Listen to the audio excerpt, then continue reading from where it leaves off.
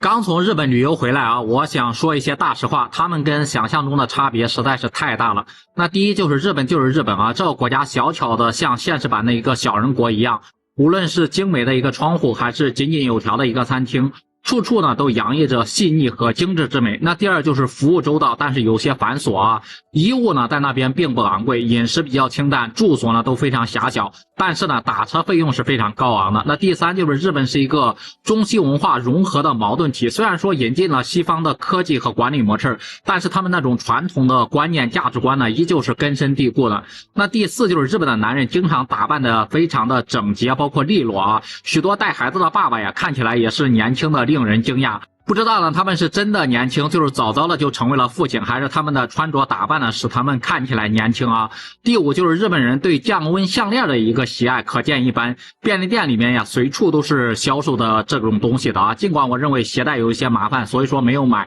但是我确实见到很多日本人呢都佩戴着它们，只要将它们放入那个冰箱里面稍微冷却一下就可以取出来使用了。那第六就是日本社会相对来说比较保守的，在繁华的一个街区当中啊，很少会看到情侣或者是夫妻公开牵手，更别说什么在街上面亲吻了拥抱什么的，这根本就不会有的。那第七就是人们的素质非常的高，无论是在商场里面还是在地铁上面啊，都保持着安静的一个环境，没有那种喧嚣跟吵闹声啊。即使呢在拥挤的车站，比如说地铁站、公交站、火车站等，都秩序井然啊，每个人呢都按部就班的进行。那第八就是在日本呢，丢弃垃圾是需要付费的，不仅呢需要进行详细的一个分类，还需要按照指定的时间呢定期丢弃垃圾啊，这个要求还是蛮严格的。第九就是日本的餐厅呢，通常提供冷水啊，很少有餐厅会提供热水的，除非呢你主动要求加热。第十就是日本更倾向于租房居住啊，这是因为跟汽车是一个道理的，购买房子之后呢会贬值，而且还需要每年交纳房产税，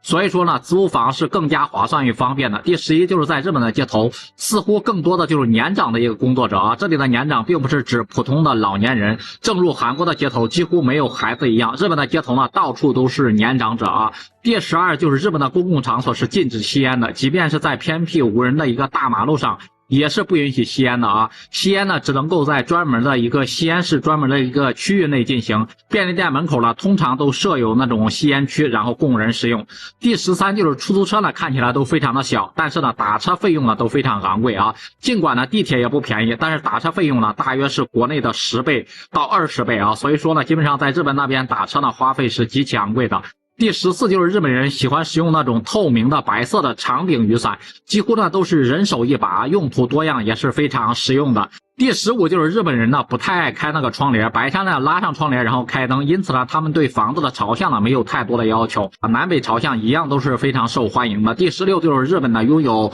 数量庞大的一个自动贩卖机，据说呢全国共有500多万台，他们不仅售卖饮料，售卖各种零食啊，包括日常的一个用品，甚至呢连内衣内裤呢都可以买到。支付方式呢也是极其多样啊，也可以支持移动支付、网络支付。第17就是日本的孩子非常独立，最小的大约5岁左右就开始独立的上学，学校附近呢还有家长或者是志愿者呢指挥交通。第18就是日本的盲道设计呢非常的人性化，他们呢不会被自行车或者是汽车给占用，很多路口呢都会播放那种鸟鸣声啊，提醒盲人是否可以通过。那第19就是在日本啊，基本的生活费用是不低的，毕竟公交车的起步价就是230日元，相当于是国内人民币11块多。与国内的小吃摊相比啊，即使最普通的拉面啊，一碗也需要800日元。第20就是人与人之间有着明显的一个界限感，不容易交到真心的朋友啊，他们从小就被教育不要打扰到别人，时刻保持一个适当的距离。第21就是携带垃圾袋非常重要啊，在小吃街几乎是找不到什么垃圾桶了，